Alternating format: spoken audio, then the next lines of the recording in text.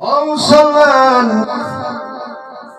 এই পবিত্র মাহে রমজানে আল্লাহ পাক রব্বুল আলামিন আল্লাহ তাআলা সকলকে মাফ করে দিবেন, কিন্তু কয়েকজনকে আল্লাহ তাআলা এই রমজানে মাফ করবেন না।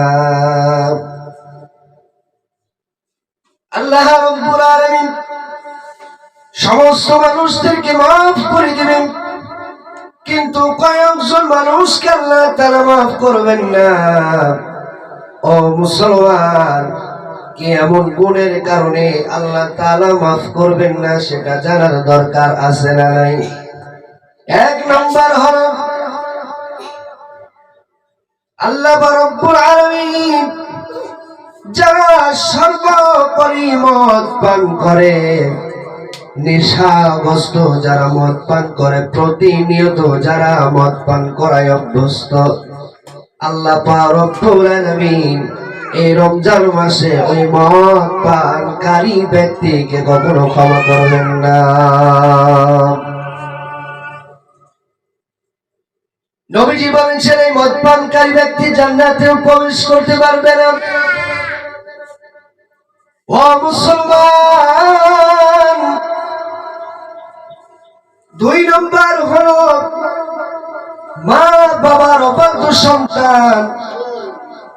যে সন্তানগুলো মা বাবার অবাধ্য, এই সন্তানদেরকে আল্লাহ রব্বুল আলামিন এই রমজান মাসে তাদেরকে ক্ষমা করবেন না। ও মুসলমান, কেন মা বাবার অবাধ্য সন্তান হয়ে যাবেন? নবীজি বলেছেন রিদার রব্বি ফি রিদাল ওয়ালিদি ওয়া সাখাতুর রব্বি ফি সাখাতুল ওয়ালিদি। মা বাবার সন্তুষ্ট হলে আল্লাহ পাক রব্বুল আলামিন সন্তুষ্ট হয়ে যান। ও মুসলমান, মা বাবা যদি নারাজ হয়ে যায় আল্লাহ তাআলা নারাজ হয়ে যান।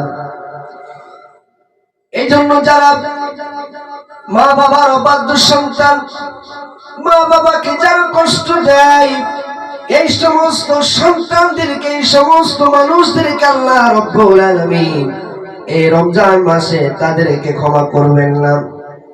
তিন নম্বর হলো আত্মীয়তা সম্পন্ন ছিন্নকারী। যারা আত্মীয়তাদের সাথে সুসম্পর্ক রাখে না, যাদের সাথে ভালো ব্যবহার করে না, খোঁজ খবর নেয় না, আল্লাহ নবী বলেছেন আল্লাহ পাক রব্বুল আলামিন এই সমস্ত মানুষদেরকে এই রমজান মাসে আল্লাহ তাআলা ক্ষমা করবেন না।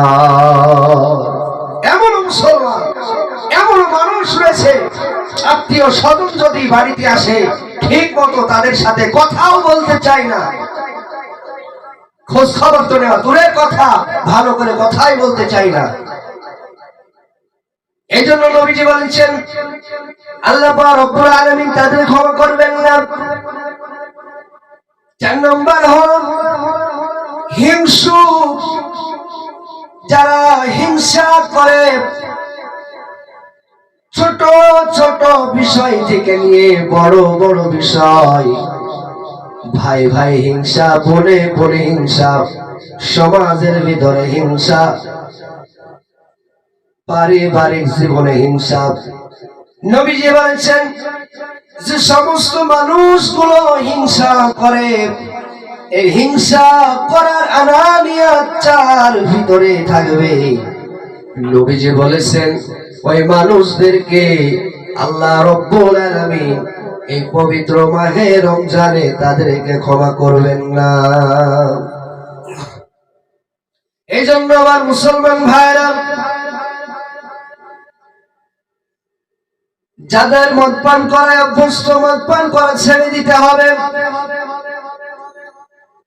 আত্মীয়তা সম্পর্ক ছিন্নকারী, যাদের আত্মীয়দের সাথে সম্পর্ক নাই, ভালো সম্পর্ক নাই, তাদেরকে আত্মীয়তাদের সাথে ভালো সম্পর্ক করতে হবে। যারা মা বাবার সাথে খারাপ ব্যবহার করেন গো, মা বাবার সাথে খারাপ ব্যবহার করা যাবে না। তাদের সাথে ভালো ব্যবহার করতে হবে, খেদমত করতে হবে। ও মুসলমান, যাদের ভিতরে হিংসা থাকবে, এই হিংসা জিনিসটা দূর করতে হবে।